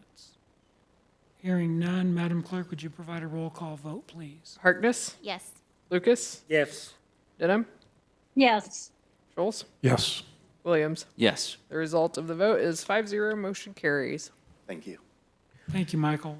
Your Honor, this is first reading of Bill Number 6705, an ordinance approving the contract with Brycer LP, Brycer Advisory Group LP for fire compliance software and authorizing the mayor to execute the contract. You've heard the first reading of Bill 6705. Do I have a motion approving this bill? Second. We have a motion and a second. Staff report from Chief Houston. Thank you, Mr. Mayor, members of the board. This is actually a re-up, if you will, of a contract that we started 3 years ago with the compliance engine from Brycer. It's a cloud-based internet program that third-party vendors that do inspections and maintenance and testing of all of our fire suppression systems and alarm systems in the community that is required by code to be tested on an annual basis. When they go out and do those inspections, they upload their reports to the compliance engine, which gathers all that information and sifts through it and then sends us a report to our fire inspectors of the businesses that are compliant, non-compliant, or if there are any deficiencies that need to be addressed. So this allows us to really focus our priority attention on those businesses that are out of compliance, that have deficiencies of some sort. We can go in and start working with them for those. There is no cost to the city for this, and staff recommends approval. Repeat that last sentence, please. The staff recommends approval, or there is Sure, no the one cost to the city? There's no cost to the city. Okay. So are there any members of the board wishing to speak to this? Any members of the audience? Hearing none, let's vote. All in favor, say aye. Aye. Aye. Opposed, same sign. Ayes have it. Thank you, Charlie. Your Honor, this is first reading of Bill number 6706, an ordinance approving an agreement with Pearson Kelly Office Products LLC for site security upgrades and 10-year licenses, and authorizing the mayor to execute the contract. For the first reading of Bill 6706, do I have a motion approving this bill? So moved. Second. We have a motion, a second. Staff report from Kendall. Good evening, Mr. Mayor, members of the board. The Utilities Department requested bids for materials and installation of components and necessary to expand the city's Verkada surveillance and access control system across 23 of our facilities. The project will enhance site surveillance, door monitoring, and access control entry points, including associated system licensing. The city received one bid from Pearson Kelly Office Products LLC for the site security upgrades and a 10-year licensing agreement in amount not to exceed $341,882.51. The proposed price includes a 10-year warranty and license agreement on the installed camera system. We are utilizing a combination of 2025 project rollover funds and the 2026 project funds for this budgeted project, and staff recommends approval. So this amount is in the already in the budget? It is, yes. We postponed 2025 and added it to the 2026 in order to make this project happen. It's quite the price. Yeah, it is a price. Is it common that there's only one bid on this? For this, and Chad can help on this a little bit as well, but yes, Pearson Kelly typically is our only bidder on these types of projects. Yeah, if I may, Mary, it does vary. Sometimes we get other bidders as well, but yeah, they're very aggressive in their bidding, and it kind of seems like the other bidders have figured that out and sadly just aren't putting their bids in. But that's good news for us in the long run. Any aldermen? Anybody in the audience? Mr. Mayor, Yes, Ruth. I would just say, with the cyber attacks that we've been having, and especially that one in Tucson, California, I just really appreciate Kendall's keen eye on always ensuring that our security is there, and for Chad as well. So thank you for protecting our city so well always. Thank you, Ruth. Anybody in the audience have any comments? Hearing none, let's vote. All in favor, say aye. Aye. Aye. Opposed, same sign. Ayes have it. Thank you, Thank you. Kendall. We're at the report section. We'll start with Alderman Harkness.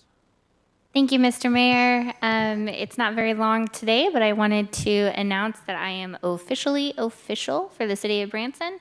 I have moved my main office from my kitchen table to a space downtown Branson, which also means that I have not only applied for but received my Branson city license as well as our Branson contractor's license. And so I'm fully aware of the processes that all of y'all might have to go through, as well as that work comp issue that we just talked about. So I'm excited that I have been able to do that. Got to go to the She Leads conference that was put on by the Chamber, I believe. It was a fantastic event.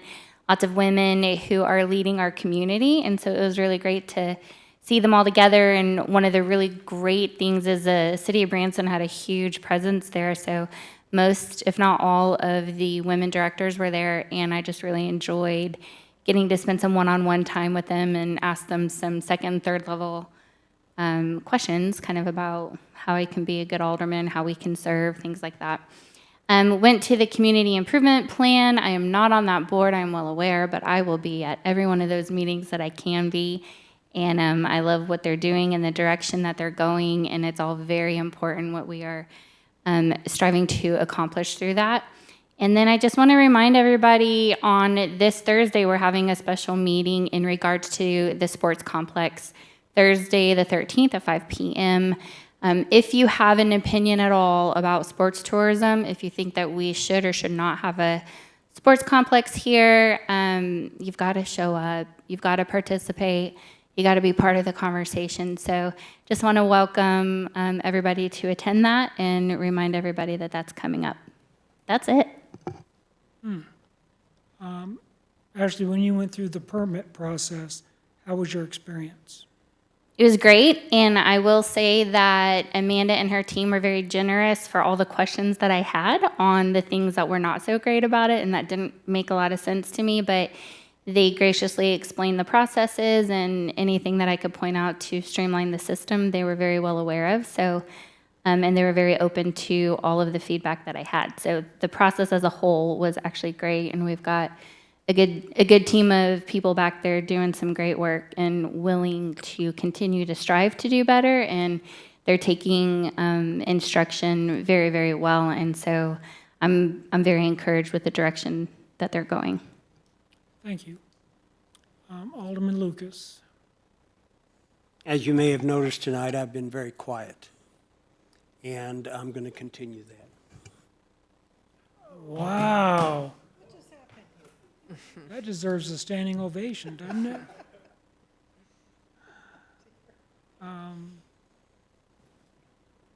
Ruth?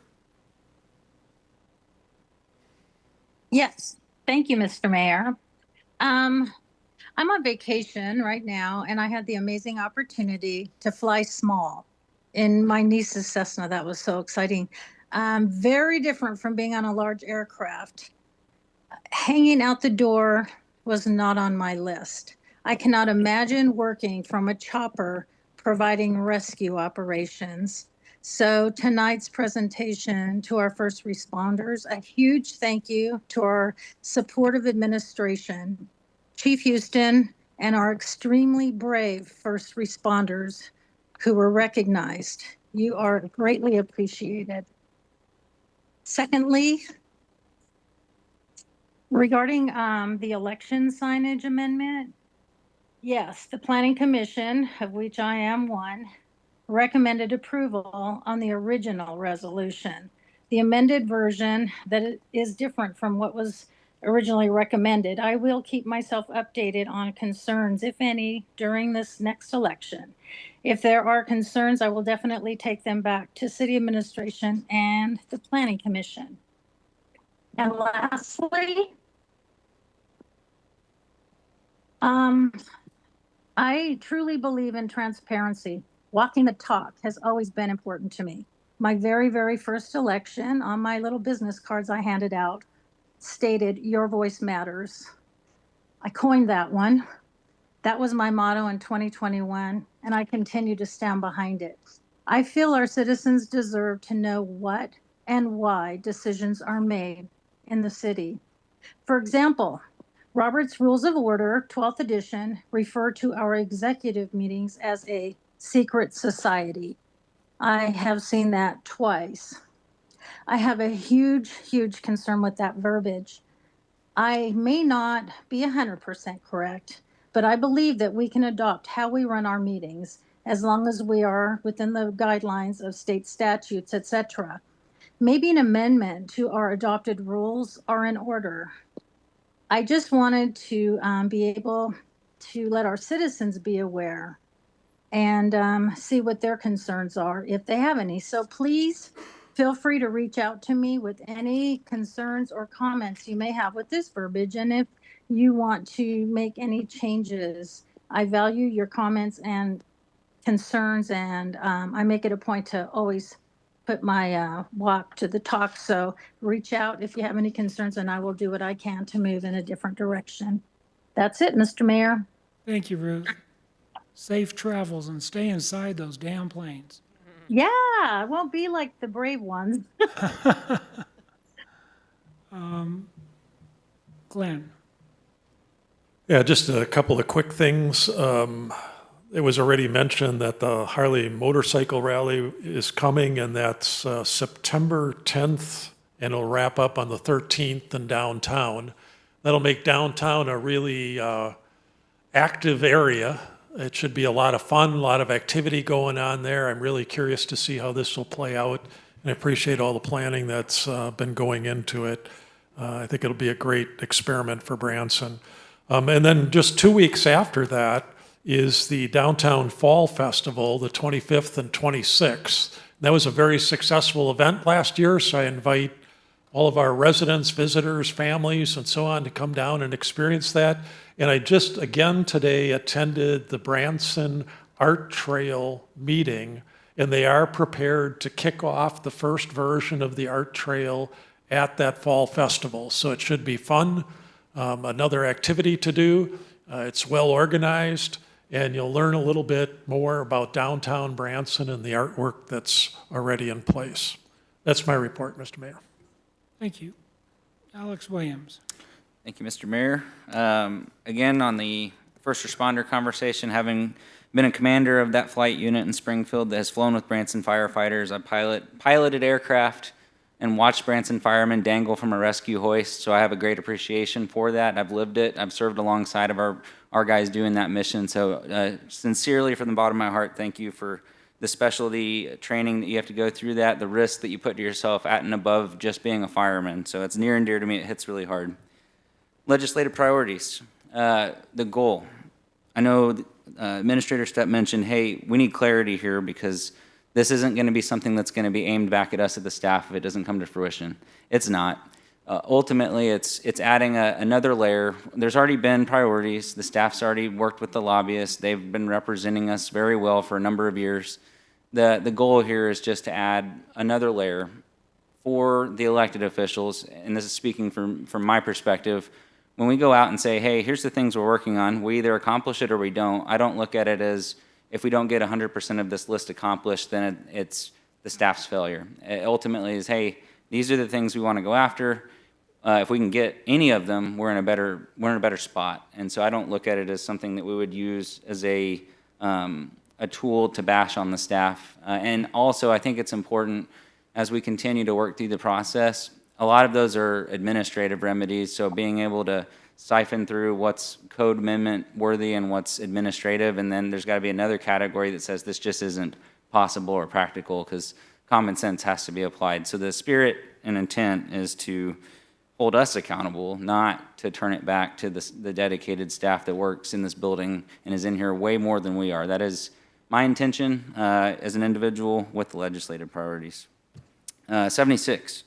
Serving with the mayor and the chief of staff on the 76 ECID, I was encouraged to see just the immediate bounce back in Michael Woods, Administrator Woods. The mentality is no fail mission. Immediately they transitioned and we put courses of action together, and it was no him hawing around. It's, hey, it didn't happen. What are we going to do that's going to get us put back on the rails? And it's all mission focused. So don't fail. 76 has to get going. And I feel really good about the direction that came out of that last meeting. And then I'll end with, last meeting I'd asked for my colleagues to consider taking it a step farther to become professionals, to elevate the level of conduct and the words that we use while we're up here representing the community. And I was encouraged to see the city administrator respond back with some choices. And so I'll again encourage my colleagues to look at that correspondence that was sent to you and strongly encourage yourself to elevate our game. Whether we agree or disagree on certain things, I think we have more in common than not, and I would love to partake in that if we can come to an agreement that that's something we need to do. Continue to ask ourselves, what can we do to better prepare ourselves to serve alongside the staff serving our community? And that is my report. Thank you. Thank you. Kathy? Thank you, Mayor. I wanted to be able to share with you all the official announcement, and we'll be sending something out on social media and a press release in the next day or so, on the selection for our new fire chief. His name is Chris Zaremba. We're going to call him Chief Z because it's way shorter. He's going to be bringing more than 30 years of fire service experience, currently serving as deputy chief with the Champaign, Illinois Fire Department. And Champaign is nothing like Chicago, just for the record. His leadership responsibilities are all-encompassing: health, safety, budgeting, emergency management, prevention, training, hiring, labor relations, and policy development. So he's done all of those things already. He's also served more than a decade as president of their Local 1260, which is their firefighters union. So he's been on both sides of the collective bargaining table, which I think will bring a lot of good experience to us too, and holds degrees in political science and fire science, and is pursuing a Master of Public Education, or I'm sorry, Public Administration. So he will be starting in early September. We'll make sure to have some outreach for all of you, to have a sit-down or a little meet and greet to get to meet our new incoming fire chief. And of course, I would be remiss if I did not profusely thank and appreciate, and I'll do more of it in the coming weeks, Charlie Houston, our assistant chief, who has been serving in the chief role now for quite a while and has not missed a beat, and in fact, I would say has been even accomplishing more than what was happening before. So Charlie, thank you for picking up that mantle and making sure we had a steady hand at the helm, which you provided, and you've done so with grace, dignity, and even a sense of humor, which I didn't even know you had.